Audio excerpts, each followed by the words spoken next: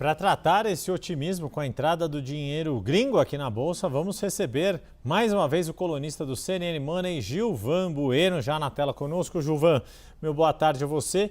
O otimismo com o possível fim da guerra está intensificando essa tendência? Mais uma vez, boa tarde, bem-vindo. Boa tarde, Yuri, Débora e toda a nossa audiência que nos presenteia com o seu tempo. Sim, esse otimismo ele é real, ele acontece. Estou falando com vocês agora de dentro de Nova York, dentro de um banco de investimentos. E por aqui acabou a minha reunião e eu estou vendo vários investidores vindo procurar entender discussões.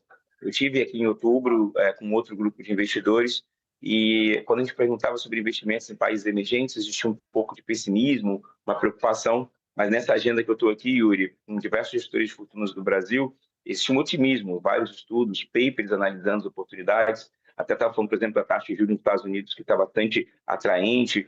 Então, existe sim um fluxo migratório. Esse fluxo já representou mais de 40 bilhões de reais, segundo os dados da B3. E por aqui em Nova York, nas minhas reuniões que eu tenho presenciado, é um extremo otimismo com o Brasil, com as oportunidades, com os investimentos. E principalmente me perguntaram hoje sobre oportunidades no agronegócio, devido a esse momento de instabilidade no setor, devido à alta taxa de juros.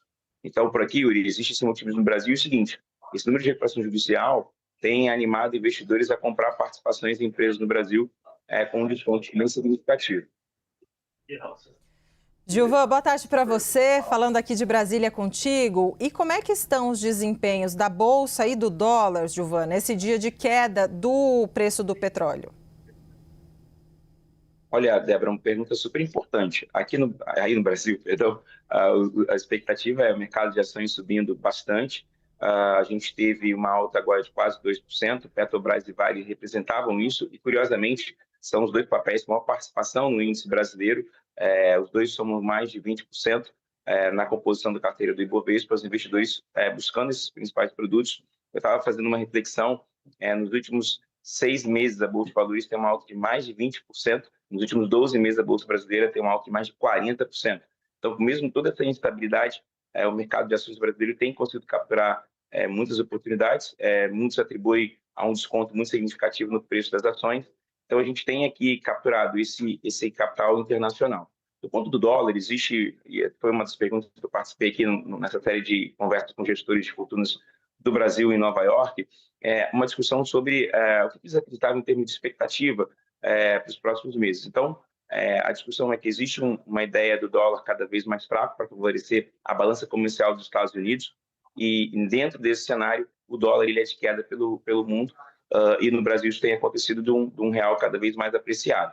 Então, o dólar ele cai hoje, e a gente tem a expectativa que ele continue assim. Fiz uma pergunta, Débora, que foi sobre a questão de estagflação, de paralisação, de crescimento econômico, de eleições, e todos os banqueiros que eu tenho falado aqui, os grandes pensadores, Yuri, eles têm falado o seguinte, cara, isso não é uma preocupação, a economia americana está crescendo no ponto de vista deles. Gilvan, deixa eu aproveitar a sua presença antes de te liberar. A gente tem falado muito desses fatores externos, dessas grandes questões geopolíticas e da economia global como um todo, afetando o nosso mercado aqui.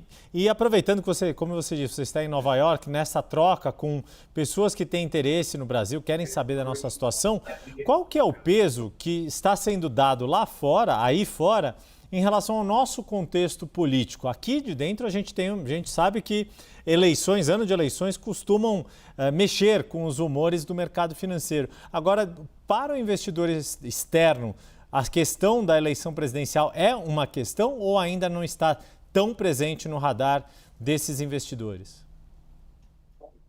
Poxa, Yuri, que pergunta muito boa.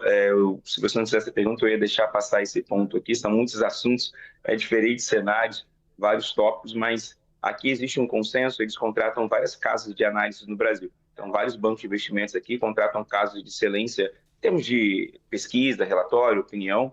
E uma das questões que eu perguntei foi 4 de abril mesmo, ainda mais porque repercutiu um pouco aqui a saída do Ratinho, era o nome que estava nas pesquisas, e aí está sendo construído um novo, Ratinho Júnior, perdão, está sendo construído um novo cenário com outras hipóteses. Então, está esperando aqui uma pesquisa para sair com a intenção de voto para o Caiado. Então, isso é mais para o dia 4.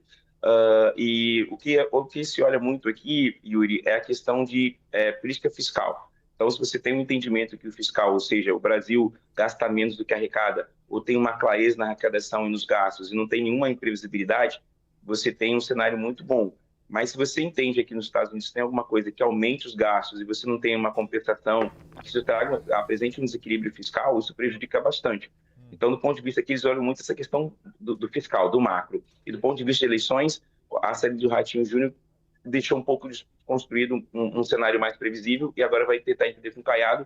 Então, eu fiz essa pergunta e me trouxeram o seguinte: 4 de abril, que é o dia oficial ali das campanhas que nós teremos maior clareza, é um dia que tem maior clareza do que vai acontecer. Até lá, o pessoal tem muito colocado o atual presidente no segundo turno com o candidato Flávio Bolsonaro.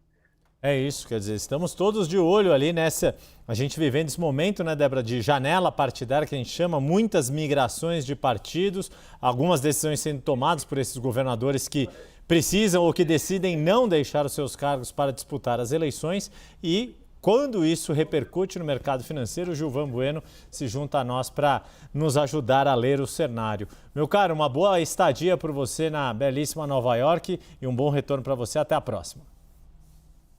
Até a próxima para você também, na sua audiência. Tá super frio aqui, viu? Só para saber.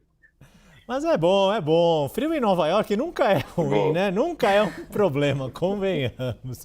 Obrigado mais uma vez, Um abraço. Gilvan. Obrigado.